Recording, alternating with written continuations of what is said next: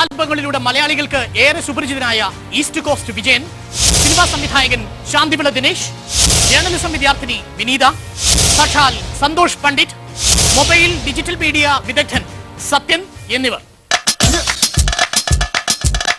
സന്തോഷിന് എപ്പോഴെങ്കിലും ഈ വെളുത്തില്ല അല്ലെങ്കിൽ കറുത്തിരിക്കുന്ന ഒരു കോംപ്ലക്സ് ഉണ്ടായിട്ടുണ്ട് എപ്പോഴെങ്കിലും? ഞാൻ പറയട്ടെ, എന്തായിക്കോട്ടെ, ഞാൻ പറയുന്നത് അവനവന്റെ വീക്ക്നെസ്സിനെ പോലും ഭംഗിയായി ഉപയോഗിക്കാൻ പറ്റുന്നവനാണ് അതേപോലെ കേരളത്തിലെ ഒരു രജനീകാന്തായി മാറണമെന്നാണ് ഞാൻ ആഗ്രഹിക്കുന്നത്. പക്ഷെ ഞാൻ പറയട്ടെ, ഈ വെളുത്ത വർഗത്തിന് വെറും കേരളത്തിലെ 10% മാത്രമുള്ള വെളുത്ത വർഗത്തിന് ഇതുപോലുള്ള ഉദാഹരണങ്ങൾ പേടിക്കുന്നു. നിങ്ങൾക്ക് അങ്ങനെ തോന്നുന്നുണ്ടോ? കേരളത്തിലെ ഒരു വിഭാഗം ആളുകളുടെ കയ്യിലാണ് സിനിമ എന്ന് തോന്നുന്നുണ്ടോ?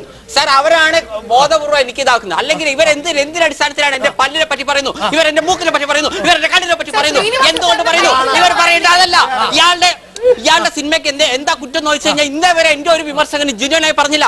അവർ പറയുന്നു എന്താണ് ഞാൻ ചെയ്ത തെറ്റ് ചോദിക്കുകയാണ്. ഇദ്ദേഹത്തിന്റെ പല്ലിങ്ങനായതിന് ഇയാൾക്ക് ഉത്തരവാദിത്വമില്ല, ഇദ്ദേഹത്തിന്റെ മുഖം ഞാൻ കറുത്തു, എന്റെ കുറ്റാണോ? ദൈവം എനിക്ക് അത്ര സൗന്ദര്യമേ തന്നുള്ളൂ.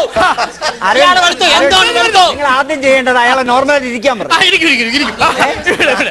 സിനിമാ മേഖലയിൽ 50 കോടിയുടെയും 100 കോടിയുടെയും ഒക്കെ പടങ്ങൾ ഇറങ്ങുന്നുണ്ട്.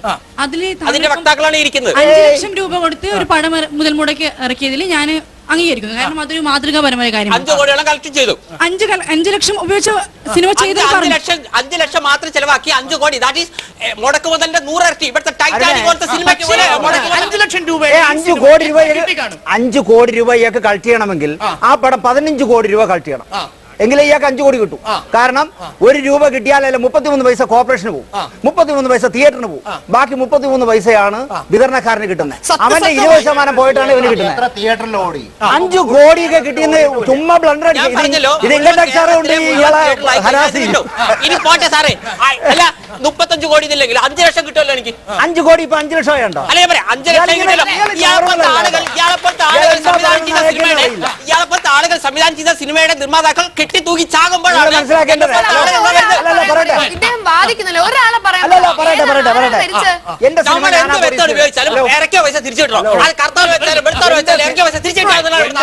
ഞാനാണ് പ്രൊഡ്യൂസ് ചെയ്തത്, എന്റെ സിനിമ ഞാനാ പ്രൊഡ്യൂസ് ചെയ്തത്. ഞാൻ കെട്ടി തൂങ്ങി ഇതുവരെ നടന്നില്ല. ഞാൻ സിനിമ അടുത്തൊരു പ്രൊഡ്യൂസറെ കിട്ടാത്തതുകൊണ്ട് ഞാൻ സീരിയൽ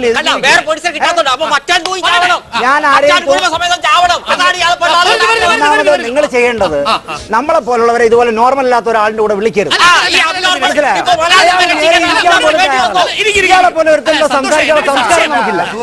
ഇതാണ് പുള്ളിയുടെ വിജയം.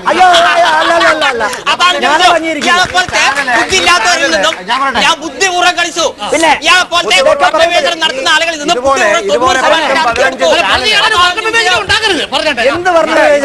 ഈ സംഭവം സൗന്ദര്യം ഒരു ഘടകമാണെന്ന് ഞാൻ പറയുന്നില്ല. കാരണം നമ്മുടെ മുന്നിലുള്ള എത്രയോ നടന്മാര് അത് തെളിയിച്ചു കഴിഞ്ഞു. പക്ഷെ ഞാൻ ചോദിക്കുന്നത്, ഈ 5 ലക്ഷം മുതൽ മുടക്കി സിനിമ ചെയ്യുമ്പോൾ എന്തായാലും ഒരു സിനിമ ഇറങ്ങി, അപ്പോൾ ഒരു സ്ക്രിപ്റ്റും ടീമും അതുപോലെ തന്നെ ഒരു ഡാൻസ് കോറിയോഗ്രാഫിൽ കുറച്ചുകൂടി ഭംഗിയാക്കിയാൽ ഈ സിനിമ പ്രേക്ഷകരിലേക്ക് മനോഹരമായി നടക്കുന്നില്ല.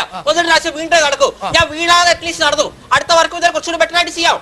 ഇതെത്ര വാശി പിടിക്കുന്നു. ആദ്യ പ്രാവശ്യം ഞാൻ ചെയ്യുമ്പോൾ തന്നെ 100% വേണമെന്ന്. അതാ ഞാൻ പറയുന്നത്, 5 ലക്ഷം രൂപയ്ക്ക് എനിക്ക് ഇത്രയൊക്കെ ചെയ്യാൻ പറ്റിയിട്ടുണ്ടെങ്കിൽ 50 കോടി 100 കോടി ഉള്ള മറ്റുള്ള സിനിമയായിട്ട് കമ്പയർ ചെയ്യും. എന്നിട്ട് പറയാം നിങ്ങൾ. അപ്പൊ അവരുടെ മനസ്സിൽ സന്തോഷ് പണ്ഡിറ്റ് എന്ന് പറയുമ്പോൾ ഒരു കോട്ടിട്ട ഏതൊരു ലോകത്ത് വരുന്നു. പിന്നെ കോട്ടിട്ടുകൊണ്ട് ഞാൻ അബ്നോർമൽ ആണെങ്കിൽ ഇവിടുത്തെ ഒരുമാതിരിപ്പെട്ട എല്ലാ നടന്മാരും കോട്ടിടുന്നുണ്ട്. നിങ്ങൾ അടക്കമുള്ള ഇവിടുത്തെ ചാനൽ ആളുകൾ കോട്ടിടുന്നുണ്ട്. കോട്ടിട്ടുകൊണ്ട് ഞാൻ അബ്നോർമൽ ആണെങ്കിൽ ഞാൻ മാത്രമല്ല, ഇവിടുത്തെ നടന്മാർ, ഇവിടുത്തെ എല്ലാ ചാനൽ ആളുകളും അബ്നോർമൽ.